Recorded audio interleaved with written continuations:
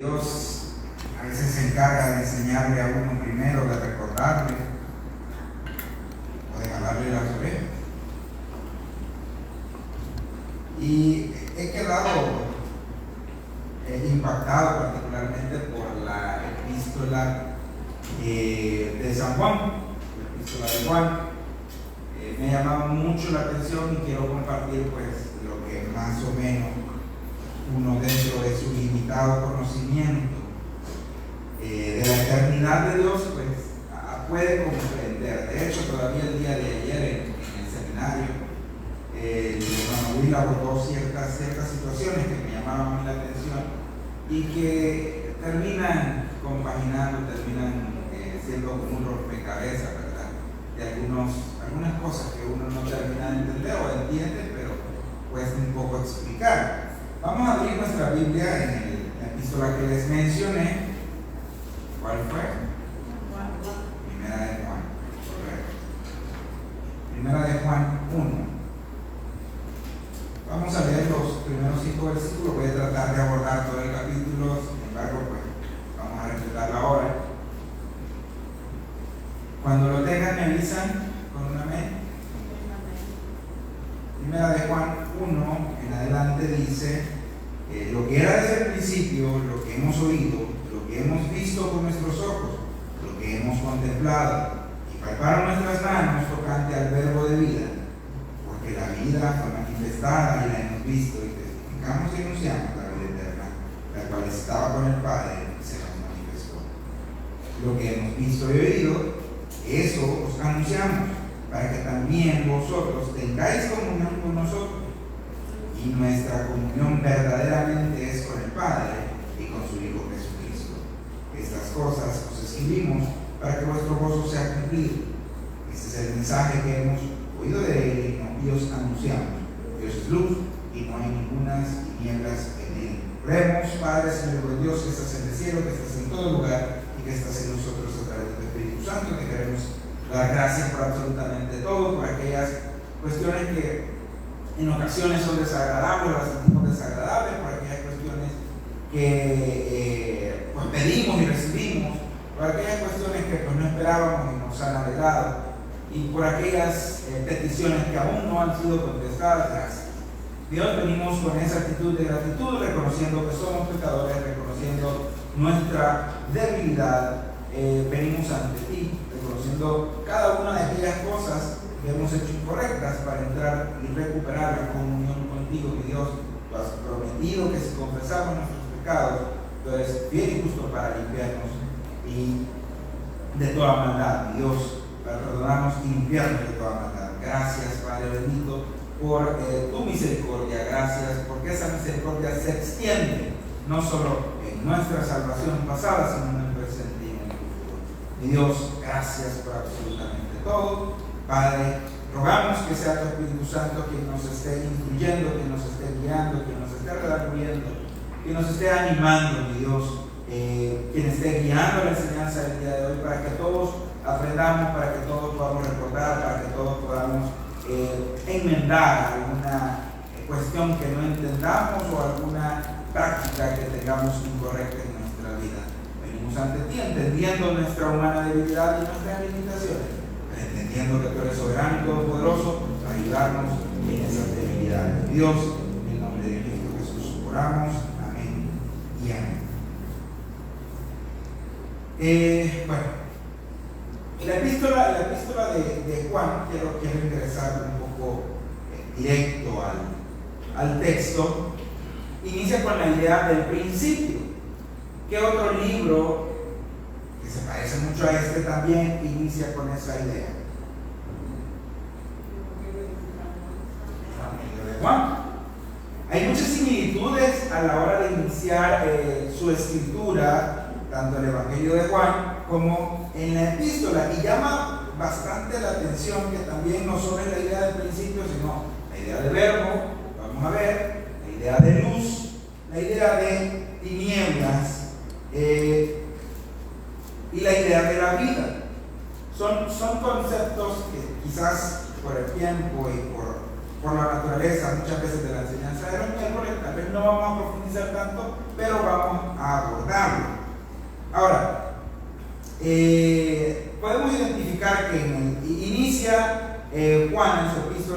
lo que era desde el principio, lo que hemos oído, lo que hemos visto con nuestros ojos, lo que hemos contemplado y palparon nuestras manos al verbo de vida. Ahí hay unos artículos que se repiten bastante, y es lo que. Si vemos que se repite bastante ese lo que, y atiende a una idea o a un concepto máximo, a algo superior. Lo que era desde el principio, no le voy a decir que todavía, dice Juan, pero eso que era desde el principio, esa idea del principio, muchos autores dicen que corresponde específicamente a el inicio del cumplimiento del nacimiento de Cristo, a la manifestación de Dios mediante la carne. Pero si nosotros comparamos Juan 1, si quieren pueden trasladarse, si no, Juan 1:1. Dice: en el principio era el verbo, y el verbo era con Dios, y el verbo era Dios. Entonces identificamos que Juan, ya no está algo amarrado, casado con Pablo, ¿verdad? Identificamos que Juan tiene esta idea de establecer que en el principio ya era algo. ¿Sí? Quiere decir que el verbo, de lo que vamos a hablar, porque Juan dice de lo que vamos a hablar era incluso antes del principio. Cuando ya el principio llega, eso ya está. Ya podíamos hablar de la existencia, en este caso nos aclara en el Evangelio, la existencia del verbo. El verbo desde antes del principio ya estaba. Con lo cual podemos, según el contexto, definir que este principio se refiere al impacto de la eternidad pasada en el inicio del cumplimiento en el nacimiento de Cristo. Debemos recordar, y algo que no se nos tiene que olvidar, es que el centro del mensaje de la Biblia es la gloria a Dios. La gloria a Dios. Esa es la idea principal. Entonces tenemos que entender que la existencia misma ha sido con un propósito. Si usted el día de hoy vino sin un propósito, su propósito es la gloria de Dios. Entonces, atendiendo a esta idea, podemos identificar, o tal vez podríamos definir, lo que era desde el principio refiere a el cumplimiento de esas profecías que iban a llevar gloria a Dios. Ahora, eso que era desde el principio, dice Juan en la epístola, lo vimos y lo tocamos. Tres situaciones bien claras. ¿A qué se refiere esto o qué estaba queriendo decirnos Juan? Juan se está poniendo como un testigo presencial, alguien que estuvo en el lugar de los hechos. ¿Sí? No como nosotros, que a veces vemos en el TikTok y le vamos a contar a la gente que vimos un accidente de tránsito. Se vio la reproducción de un accidente de tránsito. No estaba ahí. Y le agregamos, no hiriera las manos, se le veía ahí. No somos testigos, sino el testigo es aquel, usted lo vio, usted lo oyó, yo estuve ahí, dice Juan. Esto recarga la idea o la intención de Juan de decir todo esto que yo les estoy diciendo, yo lo viví, yo soy testigo de ello. Yo soy testigo de ello, lo hemos contemplado y palparon nuestras manos. Me llama la atención el término contemplación. Y Vernon McGee hace un abordaje y dice que mediante la vista es la salvación, o sea, dirigir la vista, refiriéndose a cuando la serpiente en el asta de bronce se observaba, era la salvación, y así como fue levantada la serpiente en el desierto, pues es necesario que el Hijo del Hombre sea levantado. Entonces, el que dirige su mirada dice a Cristo es salvo, pero el que lo contempla es santo. Y me gustó bastante este abordaje, haciendo referencia a que la contemplación en este momento de Juan, o haciendo referencia a Juan, no solo es que había sido oídas de oír, no solo era que lo había visto pasar, sino que lo había contemplado, había ejercido el trabajo de atender, de verlo, de convivir con él, de partir desde el inicio, podríamos hablar de su ministerio, hasta la finalización del mismo. Y cierra y palparon nuestras manos tocante al, y aquí nos dice qué es lo que era desde el principio, qué es lo que hemos visto, qué es lo que hemos contemplado y qué es lo que han palpado nuestras manos. Es el verbo de vida. ¿Y cuál es el verbo? ¿Qué es el verbo? Y traemos un profesor de matemáticas para explicar una cosa. Pero Juan ya ha hecho referencia a este término y podemos regresar al Evangelio de Juan. Si lo tienen a la mano, ¿no? Le vamos a dar lectura siempre en el capítulo 1.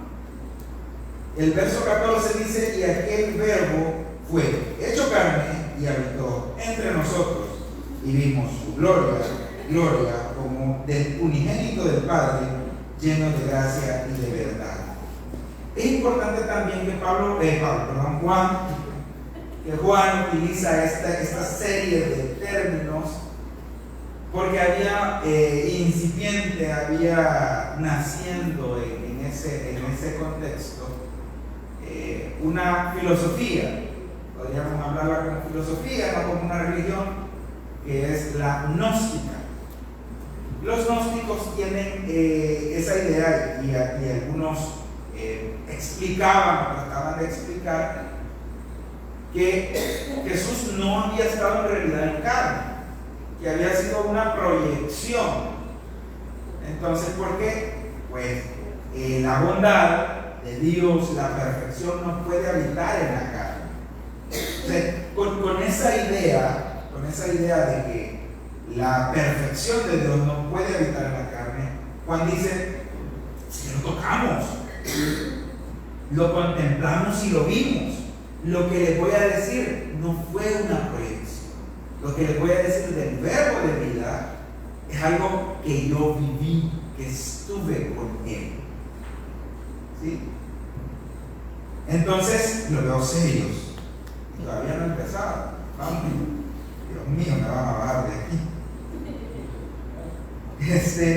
Entonces introduce el mensaje que va a traer Juan mediante esos respaldos, esos atestados. Lo que dice Juan es: ok, lo que les voy a decir es porque tengo estos atestados, porque yo estuve ahí, lo contemplé, lo toqué, lo vi y lo escuché. Ahora hace una aclaración y dice lo tocante al verbo de vida, dice: porque la vida fue manifestada y la hemos visto y testificamos y os anunciamos la vida eterna, la cual estaba con el Padre y se nos manifestó. Me llama mucho la atención cómo Juan toma la idea de vida eterna y se la aplica a Jesús. Si entendemos que cuando menciona aquí que la vida eterna fue manifestada, se refiere directamente a Jesús como el precursor de la vida eterna, como la razón de la vida eterna. Porque sin Jesús, créame que usted y yo le vale tan mal. Si sacamos a Jesús de la ecuación, la vida eterna que decimos tener es imposible. Es imposible. Entonces, Juan me gusta cómo utiliza esta figura para decir: bueno, les anunciamos la vida eterna. ¿Cómo les anunciamos la vida eterna? A través de la muerte, la sepultura y la resurrección. Entonces, Juan dice: esa vida fue manifestada, la hemos visto, testificamos y la anunciamos. Tenemos que entender que el evangelio que que Juan enseñaba, el mismo evangelio que enseñamos nosotros, el mismo evangelio que enseñó Pablo, el mismo evangelio que enseñó Pedro, porque es el evangelio que a través de la vida, muerte, sepultura y resurrección de Cristo ha sido entregado, se nos ha sido mostrado a nosotros para poder tener vida eterna. Hice un agregado: vida. Y dije vida, muerte, sepultura y resurrección de Cristo. ¿Por qué dije vida? El otro día, el día domingo, con los jóvenes, hacía referencia a por qué a los primeros 4 libros del Nuevo Testamento se les llama Evangelio. Porque ahí está la muerte, sepultura y resurrección.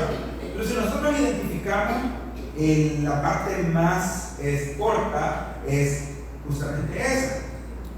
La Biblia se extiende bastante en la vida de Cristo y es importante identificar una cuestión: que la vida de Cristo es importante porque Él cumplió la ley. ¿Sí? Él cumplió la ley y es mediante esa vida que su muerte, sepultura y resurrección es una buena noticia para nosotros. Si Cristo no hubiera sido sin pecado, Él hubiera podido morir, ser sepultado y resucitar y no pagar nuestro pecado. Entonces su vida perfecta se ve implícita. Y hago esta aclaración porque vamos a ver cómo Juan, ya me voy a acostumbrar, cómo Juan hace el abordaje posteriormente de la luz y cómo esa luz debería idealmente estar ser reflejada por nosotros. Ya vamos a ver el abordaje. Dice Juan, la cual estaba con el Padre y se nos manifestó, haciendo referencia siempre a la venida de Jesús. Dice el 3: lo que hemos visto y oído, eso os anunciamos, para que también vosotros tengáis comunión con nosotros. Juan les dice, en Juan nos dice, porque realmente lo podemos aplicar, Juan nos dice, de eso que les estoy hablando, yo no les vengo a hablar algo que desconozco, algo que no sé, reitero el atestado que él tiene, el respaldo de testimonio que él tiene, y dice, para que ustedes también tengan comunión con nosotros.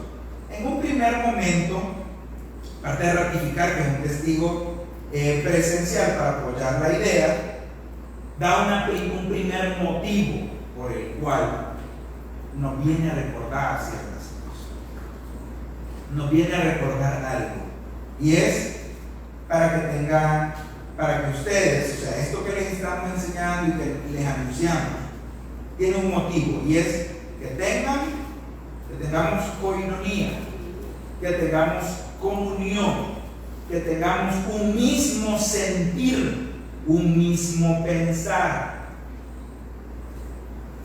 La intención de Juan es que los creyentes mantengamos una misma doctrina al respecto, un mismo sentir al respecto de la doctrina.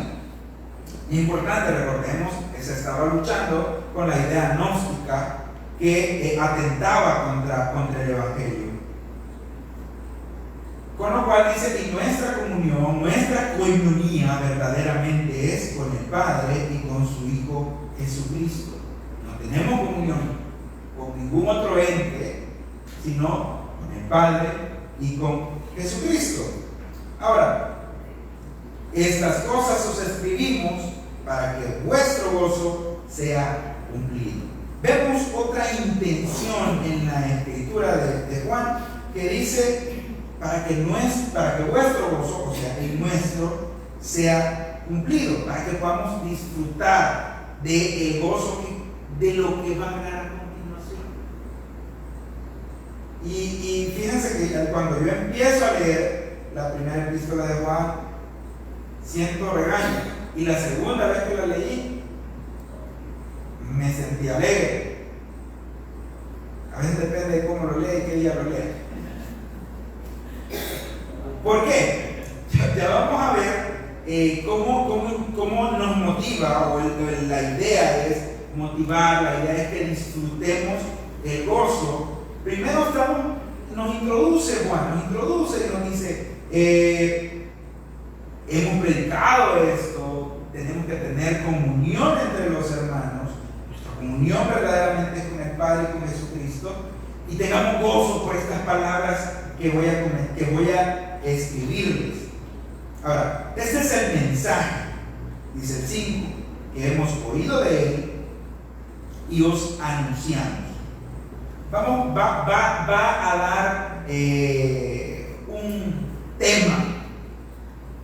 Juan le va a poner un tema a lo que va a hablar. Y dice Juan el tema: Dios es luz.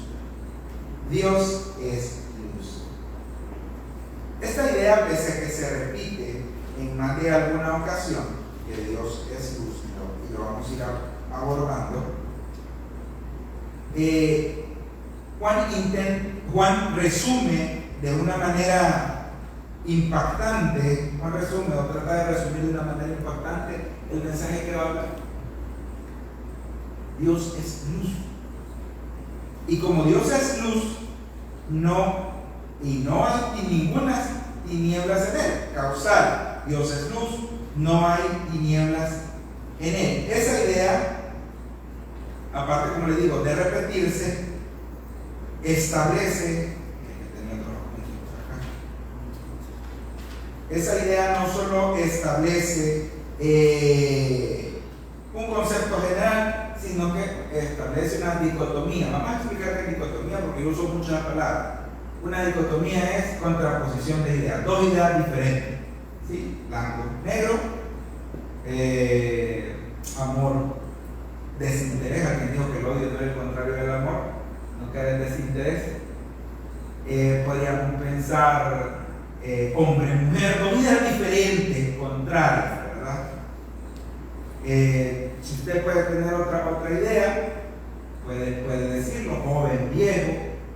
Son dos ideas diferentes, ¿sí? Luz, tiniebla.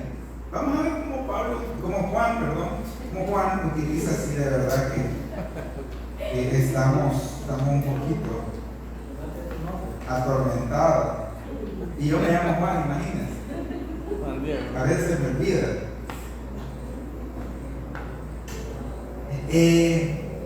Esta idea que genera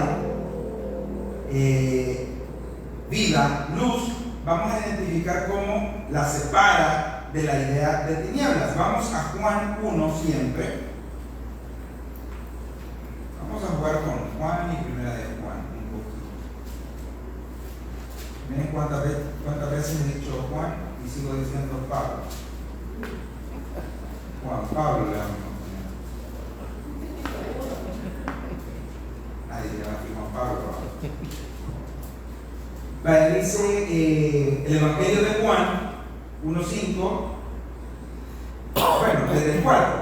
En él estaba la vida, y la vida era la luz. ¿De qué? De los hombres. La luz en las tinieblas resplandece, y las tinieblas no prevalecieron contra ella. El 6 repite la idea. Un hombre llamado Juan explica que él estaba mencionando, dando el testimonio de la luz, que no era él la luz, sino para que diese testimonio de la luz. Dice el 9, aquella luz verdadera que alumbra a todo hombre venía a este mundo. Vemos cómo utiliza el mismo recurso, ¿va? Luz, vida y tinieblas. Vemos, eso es una dicotomía, para que tengamos mejor visto el ejemplo. Esta idea es luz, lo que corresponde o lo que atiende a Dios, y las tinieblas, lo que no atiende a Dios, lo que no corresponde a Dios. Y vamos a ver cómo lo aborda en la vida del creyente Juan. Y dice, tenemos la idea, ¿verdad? Dios, luz, vida, todo lo que es correspondiente a Dios, y tinieblas lo que no corresponde a Dios. 6. Si decimos que tenemos comunión con Él y andamos en tinieblas, mentimos y no practicamos la verdad. Va a venir alguien y le va a decir: Yahvé tiene que dar evidencia de su salvación, si no, usted está en tinieblas, es mentiroso y es un falso creyente. ¿Tiene sentido eso? No me digan que le hayan sentido. No me digan que le hayan sentido. Tenemos que ver cuáles son los términos que utiliza Juan.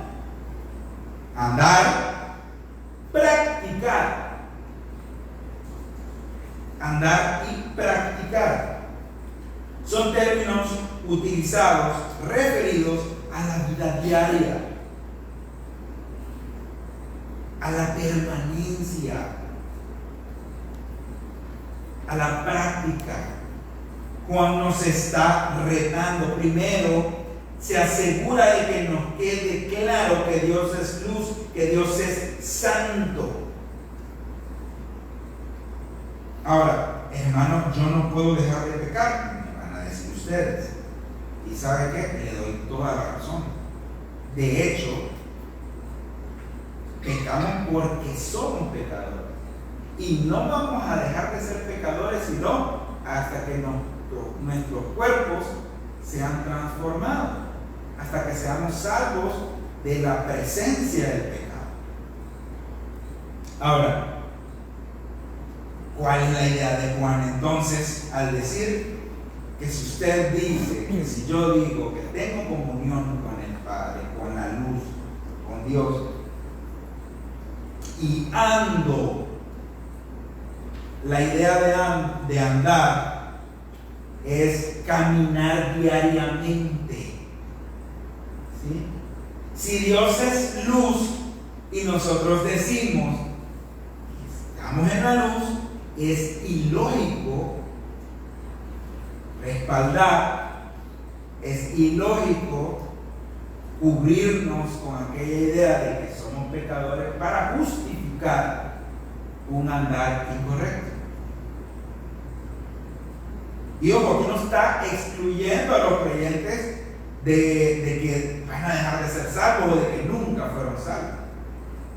Juan está estableciéndonos, metiéndonos en la idea. Y por eso les digo, dejen al seminario, lo venimos, que algunos estaban en el seminario. La gracia no es un permiso para andar como nos plazca. Y Juan está tratando de que lo entendamos. Primero tenemos que entender la santidad de Dios. Muchas veces, nuestro hermano Will ha hablado incontables veces, creo que desde que tengo memoria, ha mencionado más veces que las que podría contar, los atributos de Dios. Entre los atributos de Dios está que Él es santo. Que Él es santo. Pero a nosotros nos gusta recordar que no está mal, pero nos enfocamos en la gracia, la misericordia y su santidad. Juan nos está recordando, Él es luz, en Él no hay tinieblas. Idealmente, en el creyente no debería andar en tinieblas. ¿Por qué? Porque está en la luz. Porque está en la luz. Pedro 1:16, ¿sí? Poquito más, primera de Pedro 1:16. Vamos que dice primera de Pedro al respecto de ese tema. 1:16 dice: porque escrito está, haciendo referencia a Levítico, sed santos.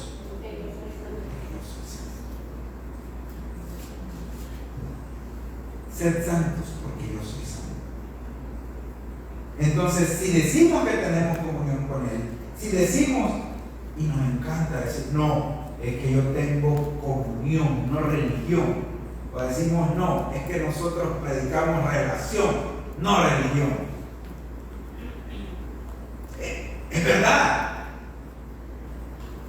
Pero Juan dice, si decimos eso, no deberíamos andar en miedo. Porque si andamos peripateos, si constantemente caminamos, si constantemente practicamos lo contrario, somos mentirosos. Somos mentirosos. Dirán las mujeres, son hombres. Y dirán los hombres, todas mienten. Pues hay que salir más los hombres. Entonces, vemos cómo nos confronta. Bueno, nos confronta y nos dice, ok, esta es la luz. Esta es la luz, este es el ideal. Esto es lo que deberíamos ir buscando. Porque dice el 7. Pero si andamos en luz, como Él está en luz, tenemos comunión unos con otros, y la sangre de Jesucristo nos limpia de todo pecado. Estamos hablando de vida práctica. Estamos hablando de perdón paternal, y como lo vamos a ver en el 9 también, que nos vuelve a hablar de la limpieza, del perdón paternal. Este recurso fue utilizado por Juan cuando nos dice que el que permanece en la vid es limpiado y para que lleve más fruto, ¿verdad? Esta idea de permanecer, esta idea de andar, corresponde a la vida práctica. No corresponde a la salvación pasada, sino a la salvación presente. Corresponde a la santificación, a la salvación del poder del pecado. Ahora, dice el 8, si decimos que no tenemos pecado, lo que dice, nos engañamos a nosotros mismos y la verdad no está en nosotros. Bueno, entonces, ¿qué estamos? Me va a decir. Allá me está diciendo que no debemos pecar, pero aquí me dice que si decimos que no tenemos pecado, entonces somos mentirosos. Tenemos un problema, ¿verdad? Por eso les animo, les insto a que vengamos al seminario. Ya se abordaba bien bonito los términos cuando se nos enseñaba del viejo hombre, se nos enseñaba de la NP, de la naturaleza pecaminosa, y se nos hablaba de pecado. Y entendemos que el viejo hombre fue crucificado. Aquella vieja identidad que teníamos en Adán fue crucificada, y la naturaleza pecaminosa fue desarticulada, fue desconectada. Ahora, hablábamos con el hermano Miguel al final. Yo digo, yo quiero conceptualizar, o sea, ¿cómo podría entender yo la naturaleza pecaminosa? Y bueno, la naturaleza pecaminosa es esa tendencia que tenemos a pecar. Esa es la tendencia natural que tenemos a pecar, que está no en nuestro cuerpo, sino en nuestra mente. ¿Sí? Existe una tendencia a pecar. Con lo cual, Juan dice, si nosotros decimos que esa tendencia a pecar ya no la tenemos, somos mentirosos. Si nosotros decimos, y existen iglesias donde le van a enseñar y le dicen, no, es que el que está en Cristo, nueva criatura es, entonces usted ya no puede pecar, y si peca, usted nunca fue salvo, usted ya no es salvo. Esa tendencia está incipiente, está latente adentro. Si nuestras concupiscencias permiten que le van dando cancha, vamos a pecar. Pero el ideal que nos está diciendo Juan es, nos deberíamos dar ese permiso. Deberíamos andar en luz como Él es luz. Ser santos porque yo soy santo. Ahora, como entendemos, dice el 8, como entendemos que tenemos todavía la naturaleza pecaminosa, como tenemos todavía esa necesidad en nuestra mente de buscar ese tipo de situaciones, dice el 9, si confesamos nuestros pecados, Él es fiel y justo para perdonar nuestros pecados y limpiarnos de toda maldad. No está hablando de los pecados pasados, de los pecados, de la idea de pecados como aquello que nos llevaba a condenar, o aquello que estaba en contra de nosotros, porque esos ya fueron perdonados. Está hablando de la idea de pecados como aquello que nos separa de la comunión con el Padre, aquella conducta que nos separa de la comunión, que rompe la comunión. La posición jamás la va a perder, jamás, nunca. Por eso vuelve a utilizar Juan el recurso de limpieza, de la limpieza, para llevar fruto y más fruto. Me gusta porque Juan reutiliza los recursos del Evangelio de Juan, reutiliza los recursos y nos da luz a lo que intenta llegar. Dice Juan, cierra el capítulo 1, cierro tratando de motivarlos, de que si en algún momento todavía estamos amarrados en algún pecado personal, todavía nos cuesta dejar alguna conducta incorrecta, todavía nos cuesta soltar alguna determinada práctica que no corresponde a la luz, que no corresponde al Padre. Cuando dice, si confesamos nuestros pecados, confiesen sus pecados. Hoy es el día de oración. El ideal es que andemos. Si el día de hoy siente o se examina a usted mismo, si yo me examino a mí mismo, nos damos cuenta de que andamos como no corresponde a ellos. Entonces, tenemos la oportunidad de confesar nuestros pecados. Y Él está prometiendo, porque Él es fiel y justo, para perdonar nuestros pecados. Perdón paternal, el perdón posicional que ya hablamos, ya fue dada en el momento en que usted puso la fe en Cristo, porque sus pecados fueron pagados en la cruz. Pero sí hablamos del perdón paternal, esa comunión, esa cercanía con el Padre, esa cercanía con el Padre. Alguien me dijo una vez, es que pedir perdón no sirve para nada, ya lo hiciste. Severo mensaje. Pero con el tiempo yo entendí que reconocer las faltas frente a la persona ofendida sirve para, también no para arreglar el problema, porque pues, lo que hizo ya lo hizo, ¿verdad? Pero sirve para restablecer las relaciones, para sanar las relaciones, reconocer que nos equivocamos. Esa es la función de la confesión. Lo que ya lo arruinamos, lo arruinamos. Si ya ofendimos, ya ofendimos. Pero si reconocemos, ofendimos a Dios, pero si reconocemos que nuestra conducta estuvo mal, reconocemos nuestra humana debilidad y su perfección, ayuda a restablecer. Hay algo que nunca se me olvida y que nuestro pastor constantemente lo dice, que tenga cuentas cortas. Muchas veces las consecuencias naturales de nuestro pecado van a llegar. Mate a alguien, les comento, hay una reforma, los que cometan homicidio, violación, pueden tirarse cadena perpetua.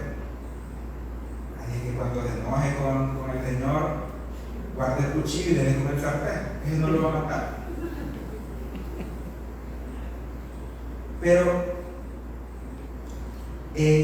la idea es que restablezcamos esa relación, recuperar la condición que es una buena relación. Entonces Él dice, nos perdona y nos va a limpiar de toda maldad. Si decimos que no hemos pecado, le hacemos a Él mentiroso y y su palabra es hermosa. Termina Juan diciendo, yo no estoy diciendo aquí, dice Juan, que el que es salvo no peca, porque si dijera yo eso, yo les estuviera mintiendo. Pero yo no les estoy mintiendo. Somos pecadores. Vamos a pecar y debemos confesar nuestros pecados para mantener una buena comunión con Dios. Dice, yo no les estoy diciendo que ya la naturaleza pecaminosa no va a ser algo con lo que constantemente vamos a luchar y vamos a caer. De hecho, más adelante en el capítulo 2, que primero Dios cuando vuelve a tocar de nuevo, se va a abordar, pero léalo en su casa, lo animo a que lo lea, es delicioso leerlo. Y dice, y nos va a decir, bueno, es que no hay que perder la idea de que Dios es santo. Tenemos que saber que somos pecadores, pero tenemos que saber también que Dios es santo. Y como Dios es santo y nosotros estamos en Él y Él en nosotros, deberíamos ser santos. Deberíamos. No es que no vamos a pecar.